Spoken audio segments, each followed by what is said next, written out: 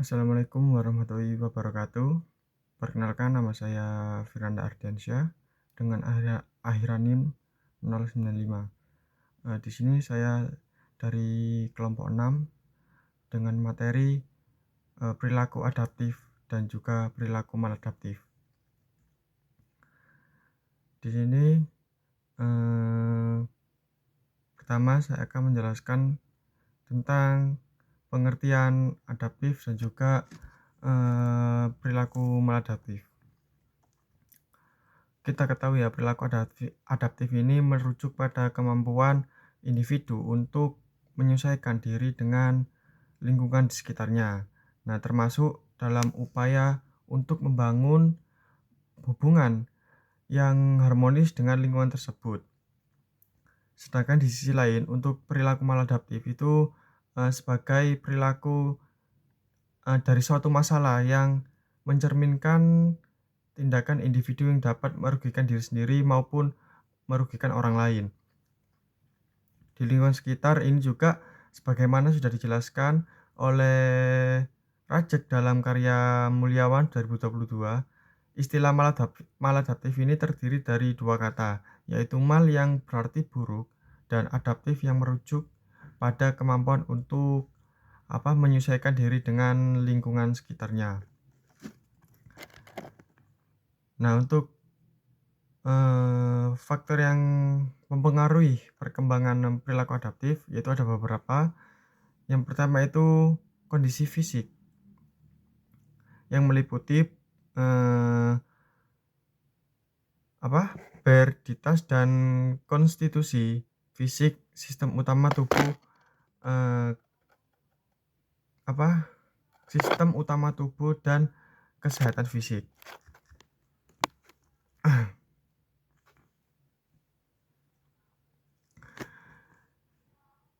Yang dimaksud dengan hereditas ini yaitu kita atau orang bisa menyesuaikan terhadap diri lebih sering dianalisis melalui pendekatan fisik, karena hereditas ini terkait erat dengan mekanisme fisik.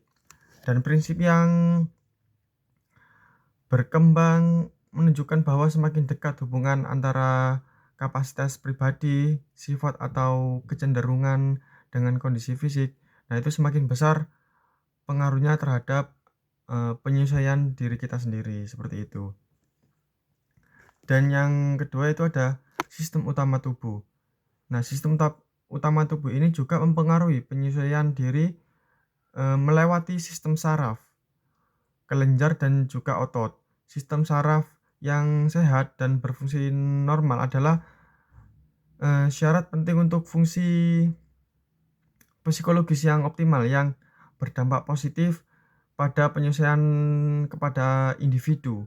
Nah, dengan demikian, fungsi yang baik dari sistem saraf adalah kondisi dasar untuk penyesuaian diri yang efektif, seperti itu. Dan juga meliputi kesehatan fisik. Penyesuaian diri ini lebih mudah dilakukan dan dipertahankan dalam kondisi fisik yang sehat. Kesehatan fisik dapat meningkatkan penerimaan diri, rasa percaya diri, dan harga diri. Yang mendukung proses penyesuaian diri, sebaliknya itu kondisi fisik yang tidak sehat dapat menimbulkan perasaan mudah lelah atau rendah diri yang biasanya terpaku kepada kurangnya rasa percaya diri kepada individu yang berdampak negatif pada penyesuaian diri kita sendiri. Dan yang kedua itu ada kepribadian. Nah, dari unsur kepribadian ini juga berpengaruh terhadap penyesuaian diri, meliputi kemauan dan kemampuan untuk berubah. Juga pentingnya untuk pengetahuan diri dan juga realisasi diri serta inteligensi. Contohnya seperti kemauan dan kemampuan untuk berubah, terus ada pengaturan diri, ada realisasi diri, dan juga serta inteligensi yang saya sebutkan sebelumnya. Yang ketiga ada pendidikan. Nah, di pendidikan ini juga ada meliputi 4, yaitu ada belajar, di mana belajar ini, untuk menjadi unsur penting dalam diri seorang individu. Karena apa? Respon dan sifat kepribadian yang diperlukan untuk penyucian diri diperoleh melalui proses belajar tersebut. Nah, yang kedua juga ada pengalaman juga tidak kalah pentingnya. Terdapat, 2 jenis pengalaman yang mempengaruhi individu dan memiliki nilai signifikan dalam proses penyucian diri. Yaitu yang pertama pengalaman yang menyehatkan dan juga, pengalaman traumatik. Nah, pengalaman yang menyehatkan yaitu peristiwa yang biasanya menyenangkan dan aman untuk, diulang atau untuk diingat oleh seorang individu, sedangkan pengalaman traumatik adalah di mana peristiwa yang sangat menyakitkan dan tidak diinginkan dan menimbulkan rasa trauma terhadap seorang individu yang mengalami, pengalaman traumatik. Cenderung mereka itu merasa ragu atau kurang percaya diri dan memiliki ketakutan, dan itu harus menyesuaikan diri dengan lingkungan baru yang lebih, mungkin lebih sehat dan lebih nyaman, seperti itu. Yang ketiga juga ada latihan. Di latihan ini merupakan proses belajar yang bertujuan untuk mengubah keterampilan atau kebiasaan penyucian diri sebagai proses yang kompleks, memerlukan latihan yang serius untuk mencapai hasil yang baik. Seorang yang awalnya kurang mampu menyesuaikan diri dapat memperbaiki sikapnya dan melalui latihan yang konsisten. Yang keempat yaitu ada determinan diri. Nah, ini diri sangat bergantung pada keputusan individu untuk melakukan penyesuaian. Determinasi dari diri merupakan faktor penting yang, mungkin dapat digunakan untuk kebaikan atau keburukan, dan berperan dalam mencapai penyesuaian diri yang efektif untuk bahkan bisa merusak, fisik dari diri kita sendiri. Yang keempat ada lingkungan, yaitu, mencakup ada lingkungan keluarga, jelas ya, karena lingkungan keluarga adalah lingkungan yang utama bagi seorang individu yang sangat penting dalam, penyelesaian diri. Dan juga ada lingkungan sekolah, di lingkungan sekolah pun seperti lingkungan keluarga juga dapat memfasilitasi atau menghambat proses, penyelesaian diri. Sekolah juga berfungsi sebagai media yang penting untuk mempengaruhi, perkembangan intelektual, sosial, nilai-nilai, sikap, dan juga moral pada siswa. Dan yang terakhir yaitu lingkungan masyarakat juga berperan juga dalam perkembangan penyesuaian diri terhadap, kecenderungan perilaku atau penyimpangan yang ada di sekitar kita dan kenakalan-kenakalan remaja yang mungkin seringkali dipengaruhi oleh lingkungan masyarakat sekitar. Yang kelima ada agama dan budaya. Agama memiliki hubungan yang erat dengan faktor budaya. Agama juga memberikan sumbangan nilai-nilai keyakinan dan praktik memberikan makna, tujuan, serta, kestabilan dalam kehidupan individu. Seperti itu ya. Dan kemudian adapun juga faktor yang mempengaruhi perkembangan perilaku maladaptif. Yaitu yang pertama juga ada, yaitu seperti saya katakan tadi, ada juga faktor keluarga. Kenakalan remaja juga menjelaskan bahwa kenakalan yang diperbuat oleh anak-anak ini dan khususnya remaja pada umumnya adalah hasil dari transisi perilaku mental orang tua, anggota, keluarga, dan kondisi sekitar tetangga dekat, ditambah dengan nafsu. Setiap orang kan pasti memiliki nafsu yang, berbeda-beda ya untuk melakukan hal-hal yang tidak diinginkan di dalam sebuah masyarakat seperti itu. Juga ada faktor lingkungan masyarakat itu Dan yang ketiga, yang terakhir, faktor lingkungan pendidikan sekolah. Nah, kalau di lingkungan pendidikan sekolah itu ya, seorang siswa itu pasti mempunyai kepribadian yang baik maupun yang buruk untuk, melaksanakan proses pembelajaran. Perlu diketahui bahwa siswa yang salah dalam memilih pertemanan itu bisa berakibat kepada proses penyucian diri siswa ataupun, mengganggu akademiknya terhadap peraturan yang diterapkan di sekolah, sehingga mereka itu dapat memperlambat proses sosialisasi siswa di sekolah menjadi kurang baik dan efektif, seperti itu.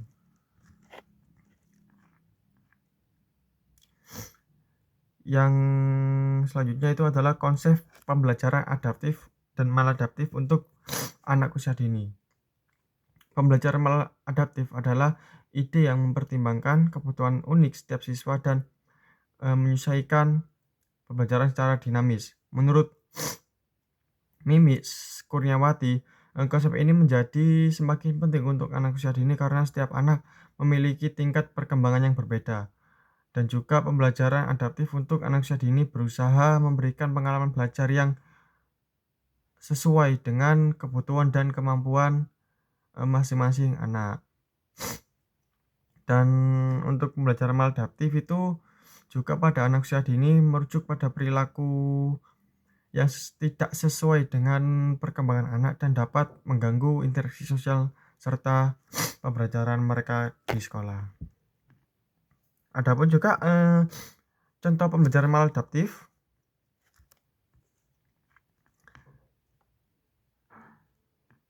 yang pertama yaitu metode pembelajaran yang tidak sesuai. Jadi pendekatan yang terlalu akademik itu, tanpa memperhatikan kebutuhan bermain anak. Jadi seolah-olah, guru itu seenaknya sendiri tanpa melihat kurang lebihnya anak yang akan dipelajari tersebut, seperti itu. Yang kedua, kurangnya interaksi sosial dan, pembelajaran yang tidak sesuai juga mendorong interaksi dengan teman sebaya dapat menghambat perkembangan sosial dan emosional anak. Jadi, eee, anak ini kan sangat perlu sekali ya untuk interaksi antar sesama teman, untuk bisa meningkatkan sosial mereka dan emosi mereka. Kalau mereka cenderung diam sendiri tuh, sangat sulit ya untuk bisa meningkatkan interaksi sosial. Jadi mereka kesannya tuh selalu menyendiri dan, kurangnya dorongan sosial dari teman-teman sebayanya tersebut. Dan juga pemberian tugas yang terlalu berat. Kita ketahui bahwa, pernah kan sudah saya jelaskan sebelumnya bahwa kita sebagai guru itu perlu melihat dulu, eee, kebutuhan apa saja yang diperlukan dari setiap usia anak itu. Kalau tidak ya pasti, eee, guru akan memberikan pembelajaran atau tugas yang tidak sesuai kemungkinan, ataupun juga anak akan merasa terbebani atau terasa berat dalam menjalankan tugas tersebut, begitu. Dan yang keempat, kurangnya dukungan emosional.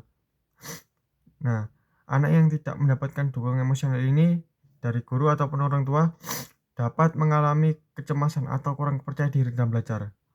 Sudah dijelaskan beberapa kali bahwa, untuk seorang guru dalam memberikan dukungan itu sangat penting karena itu, efeknya atau pengaruhnya sangat besar terhadap anak untuk meningkatkan rasa percaya diri mereka dalam pembelajaran. Sehingga bila anak sudah merasa percaya diri, mereka itu pede dan kemungkinan besar, hasil belajarnya itu pun maksimal, seperti itu. Yang terakhir yaitu penguatan negatif yang berlebihan. Nah, hukuman yang tidak mendidik seperti mencela anak saat melakukan kesalahan dapat menurunkan motivasi belajar.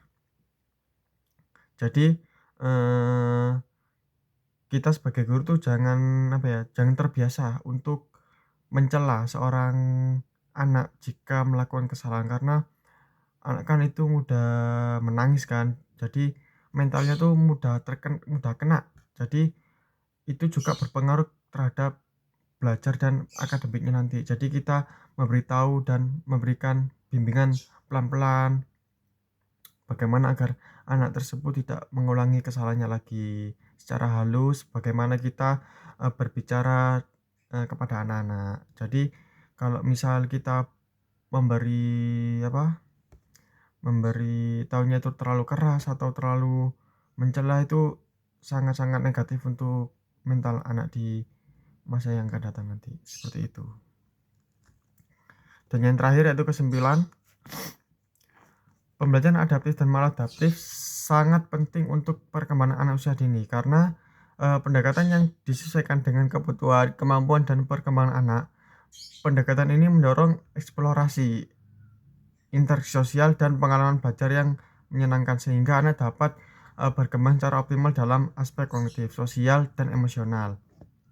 Pembelajaran maladaptif di sisi lain adalah metode yang tidak sesuai dengan tahapan perkembangan anak dan dapat menghambat belajar.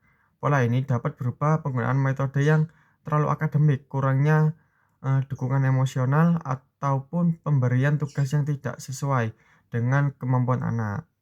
Pembelajaran maladaptif juga dapat menyebabkan kecemasan sehingga kehilangan minat belajar terhadap anak dan juga atau kesulitan dalam interaksi sosial jika dibiarkan terus-menerus, seperti itu.